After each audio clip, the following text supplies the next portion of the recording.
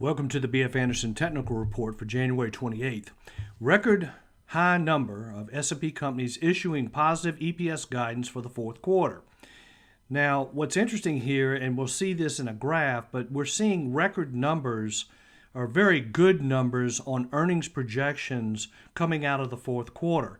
Now, like I mentioned last week, you have the January barometer, which somewhat indicates that the reports are positive. So if we just look at the graph for a minute, we're going to see that 56 companies so far, according to FactSet, have had positive revisions to their earnings, where only 29 had negative. So as you can see here, that the earnings guidance has been very positive, and that's what pretty much will drive the market in the long run. Now let's get right into what's going on, basic business at hand here. The Nasdaq continues to stand in an uptrend. We are having a correction and a pullback today, however, holding above that 25-day moving average. Then on the weekly indicator, you can see here, continues to be in an uptrend. Got quite a bit of white space in here, so a pullback into this area would not be unexpected.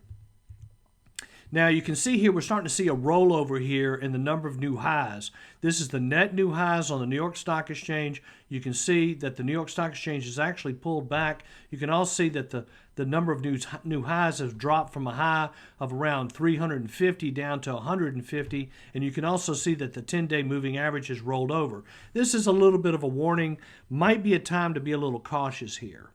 Now on the new lows, no problem. We're not seeing a lot of new lows.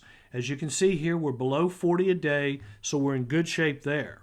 Now, on the long-term indicators, which is the 10-month versus the 20-month, continue to be on a golden cross, continue to be in a bull market. Same for the Nasdaq, continues to be on a golden cross in a bull market. Now, do realize, though, there is quite a bit of white space in here, so a pullback would not be unexpected. Here we have China, same thing. China has broken out to new highs. You're on a golden cross. China is in a bull market.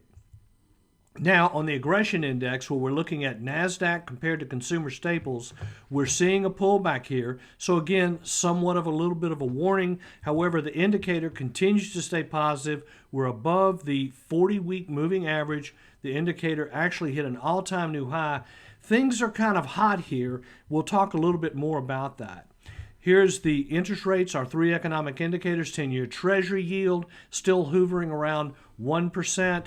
We've got the price of oil starting to stabilize and flatten out. The financial stocks, along with interest rates turning down, they're turning down as well. Now, the S&P 500 on a daily basis, you can see breaking below that 25-day moving average. Not a good sign. Also, we're seeing a turn down here, but well above the 200-day moving average. And I must note, the 200-day has turned up decisively. However, do emphasize the white space. There is room for a pullback. Now, this is what would trouble me the most, and has been troubling me the most. I think things are getting a little too hot. We're seeing a lot of speculation in the market. If you keep up with the news, you know what I'm talking about. But remember here, March 23rd, massive fear. In other words, people were buying puts, not buying calls. But down here, massive greed. In fact, this is the highest reading I think I've ever seen on the greed put-call ratio, where people are buying calls in big numbers. What I think we're seeing here is possibly people that are day trading in options, which is just not a good sign. Now, just to kind of make a point about how hot this thing has gotten, this is an index of the small cap stocks. What I've done here is on the bottom of the graph, I've got what we call rate of change. How much change from this point to this point? Well, if we go back, as of this calculation, we go back 211 days, we go to the low, which was March 23rd, and then you can see what's happened here. We've had a major spike in the rate of change. In other words, this thing has probably gone up too much, kind of gotten parabolic, even higher than this reading here, which was the beginning of 2010. So I'm just simply saying things are pretty hot. Volatility index, you can also see back above 30. We're starting to see the volatility coming in. Again, another kind of caution along with sentiment. Now, what I wanted to point out here, global stocks, now this is the global Dow. You can see here that the global stocks have broken out of a consolidation. Now realize that this has been a very long, protracted period for the global stocks. Just now are they starting to break out and make new highs. But the thing to remember here is if you look at a long-term picture, global stocks have been in a downtrend for quite a long time. So for me to get interested in global stocks, I would have to see a breakout above this trend line and somewhat of an uptrend developing.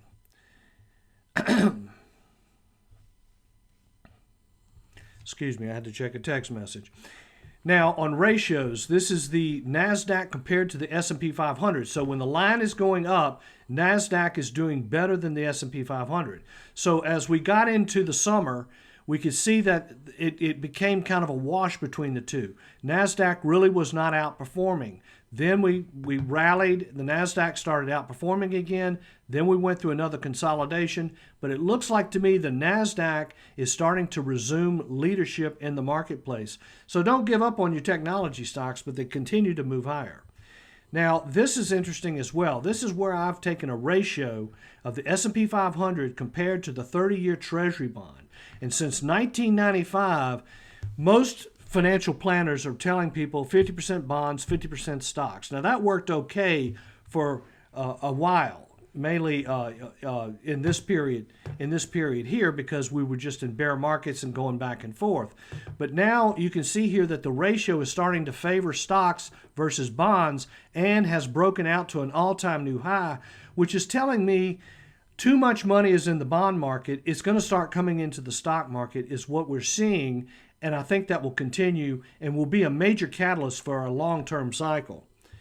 Now, let's get into the top five. We're starting to see individual stocks breaking down here. This is somewhat causing us to be very cautious, and we have raised some cash.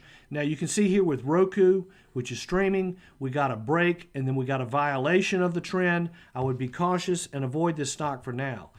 Same here for Kodiak Sciences. You can see here breaking the 50-day on above average volume, not a good sign. Here we have Grow Generation. We own this stock, we sold it. However, you can see it's broken down below that base. This would be considered a violation of the 10-day moving average, which is a short-term trend. But you know, short-term trends can turn into long-term trends, so we have to be careful here. Shake Shack, now this is an exception here. Look at the volume coming in here. Over 4 million shares traded. This would be a major gap up. This stock is on a buy signal. Looks good. Here is TG Therapeutics, which is a pharmaceutical. Again, you can see where we gapped up, got a nice up move, then started to roll over, breaking down. Again, I would avoid this particular stock. So that's it. If you have any questions, please give me a call. Thank you very much.